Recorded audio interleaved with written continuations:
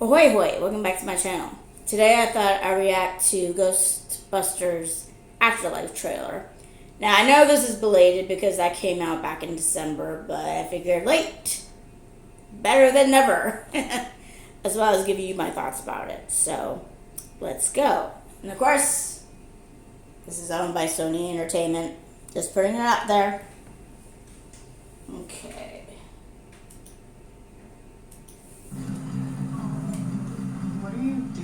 Somerville anything. Honestly, my mom would say it, but we're completely broke. And the only thing that's left in our name is this creepy old farmhouse our grandfather left us in the middle of nowhere. Why'd you bring me up here? Entertainment value? What is that? I don't know.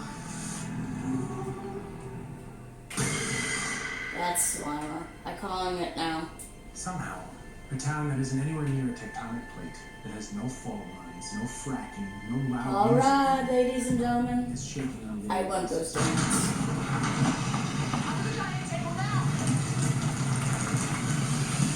Hey, remember that one summer we died under a table? I found this in my living room.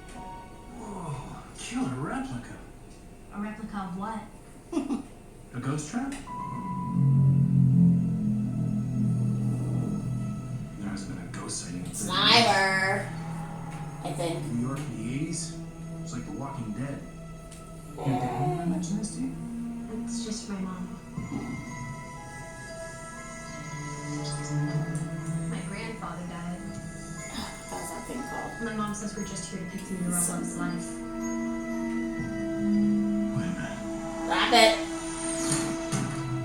Good boy. Who are you? Spangler! Sugar mining, guys. Sugar mining. Call it luck. Call it karma. I believe that everything happens for a reason. Damn. Uh-oh. Come on, darling. Hate that damn dog. Yay! That wasn't in the movies originally.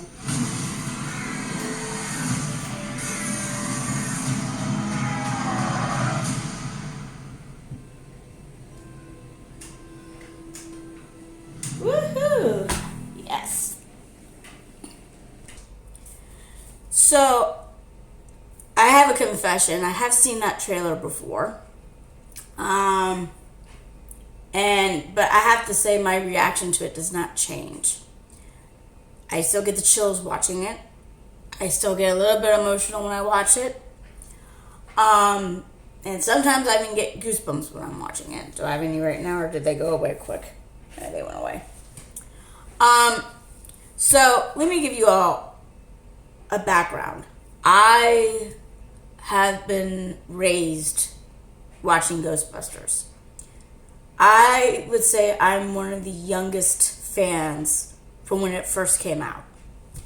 I wouldn't say I was the youngest fan, but like when the first Ghostbusters came out in 1984, I was 2 years old. Yeah, I know I don't look that old, but I am going to be 38 fairly soon. So yeah, I was 2 years old when the first Ghostbusters movie came out. And then I was 7 years old when the second movie came out in 1989. And if that wasn't fun enough, I used to watch Ghostbusters, the cartoon series, and that was fun in itself. This brings out a lot of nostalgia for me because it's been over 30 years since anything related to Ghostbusters has come out. I know Ghostbusters in 2016 came out, but it was with a female cast, and they were trying to remake it, which this isn't directed towards them exactly, but I'm getting annoyed with all these remakes. I really am. Unpopular opinion time. I feel like these days it's nothing but remakes, and it's like kind of a slap in the face to like the original cast and the original director like, oh, I bet I can make this better than you. And it's like trying to remake Gone with the Wind, which is a classic, or what's Wizard of Oz. I mean, yeah, I guess people are a bit curious to see how something would be these days if you had CGI and all these methods that you didn't have back then. But I just don't like it's happening too much these days. Remakes, that is. So that's kind of one reason why I'm not a major fan of the 2016 version. But it was a remake of it. It probably would have been better if it tried to go along these lines, like have the women be the daughters of the original Ghostbusters. So in a way, I'm kind of glad that this movie is doing that, because I think that's the way the 2016 movie should have been. And the thing is, the women would have still had the last names of the original Ghostbusters, because they would have been the daughters of the original Ghostbusters. But they didn't do it that way. But having said that, the one thing I kind of do like about that movie in particular is that it has all the current paranormal gadgets that you would see these days when you do paranormal investigations, like at the EMF detector, the EVP. Those things weren't around when the original Ghostbusters came out and stuff. But if they would have stuck to the same thread of the original Ghostbusters and still had that would have been great, in my opinion. But they didn't do that. They rather do it as a remake and make it a comedy. And yeah, it just didn't sit well for me. So in a way, what I wanted from the 2016 movie is happening now. That you don't have the Ghostbusters children, at least you have one of their grandchildren basically getting the torch to be the next generation of Ghostbusters. Now, the funny part was, when I first saw this, I thought they were originally Egon's kids. Until I realized that it has been 30 years. And if they had kids back then, they'll be about my age, or at least 30. They'll be in their 30 or in their early 30s. In other words, they'll be close to their mother's age, which makes me feel old. Oh my God, I can't believe it's been 30 years since, or no, technically 31 years and stuff, since the last movie was in 89, and this movie coming out is going to be in 2020, so that's 31 years. But it is, I suspect, Egon Spangler's grandkids. But the thing that I kind of don't get is because, first of all, let me just say this before I continue. If you have not seen the first two Ghostbusters movies, I implore you to see those two movies, because you're going to get a lot of what's in this current movie coming out. Because there's so many references from the first two movies that if you, at least the first movie, that if you don't see the first two movies, especially the first one, you're going to be a little bit lost with this movie coming out. So if you haven't seen them yet, go watch them. If you need to see it again because you forgot what happened years ago, do that. I've done that recently. My son has been interested in Ghostbusters, and I introduced him to Ghostbusters. So I watched both movies with him, and he didn't seem to be scared of them like I was. Because like I said, I was 2 when the first movie came out, and then I was 7 when the second movie came out. So my son was I was about my son's age when the second movie came out. So anyway, where I was going with that is that the daughter looks like how I would imagine Spangler's daughter or granddaughter to look like. I mean, she's the female version of Spangler, basically. And actually, I read that the glasses she wears is the same glasses that he wore in movies and stuff. So yeah, this had like a shitload of nostalgia for me, especially when Ecto 1 came out. Oh my god. And the chills began more when she looked at the uniforms and saw Spangler's name. And more so when you heard the siren of Ecto 1. That just rings true for anyone who was born or raised during the 80s. That sound is like our generation's war cry, I guess. But I was kind of happy that, because I've seen other reaction videos too. I mean, I did that a lot this past Sunday. It actually became a temporary hobby of mine to watch other people react to it. And I'm so happy I wasn't the only one to not only get the chills watching it or get goosebumps watching it, but actually get emotional watching it. First time I watched it, I teared up more. And you heard my voice just cracking earlier, just a little bit. But yeah, you get emotional for a minute. And that's just from the nostalgia point. But you realize that one of the co-writers of Ghostbusters, let alone the person that played Egon Spangler, is dead now. He died back in 2014. And it's actually nice that they didn't try to recast him, because I think that would have been a bit insulting in a way, because Ghostbusters is his and Dan Aykroyd's literary baby. It's kind of like how Immortal Love is my literary baby. And hope I can make it a film baby one of these days. But that's beside the point.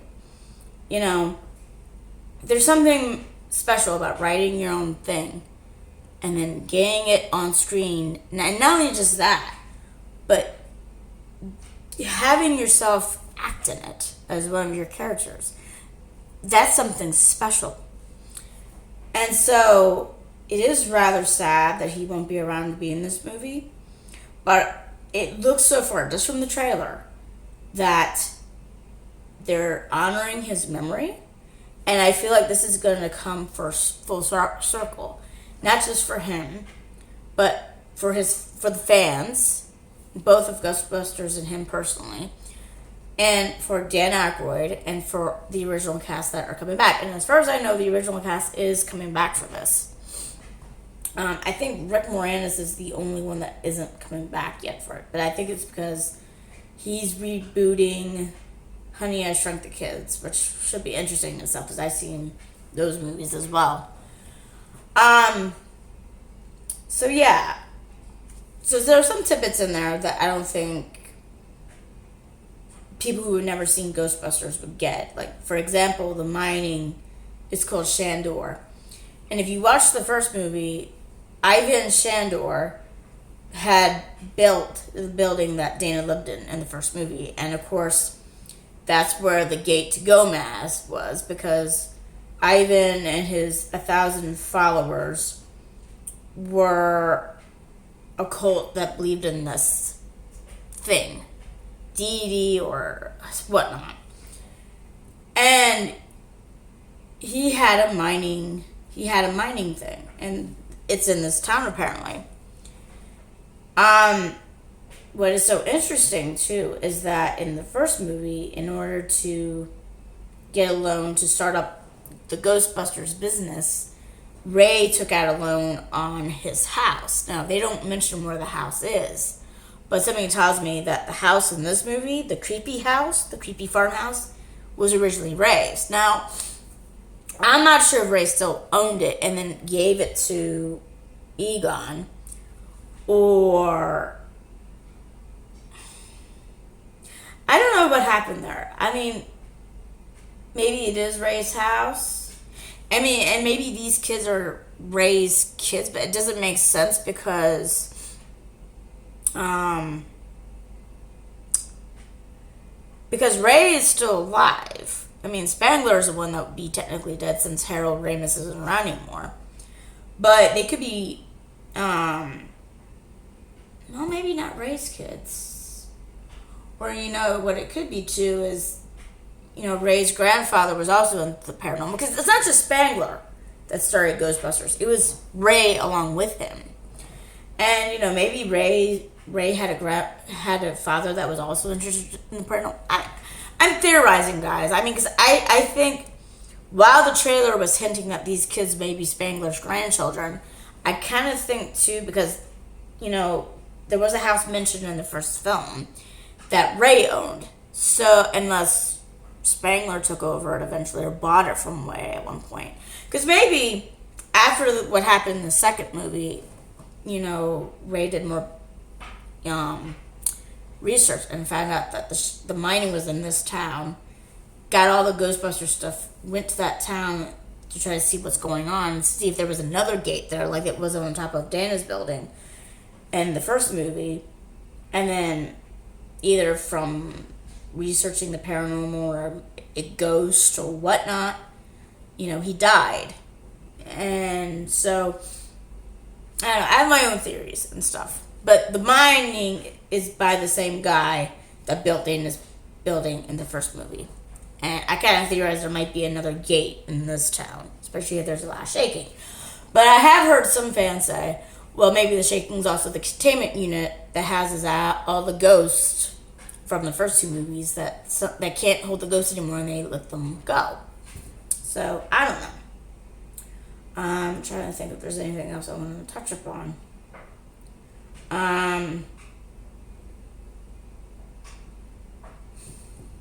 That's actually in the trailer. I don't know. But anyway,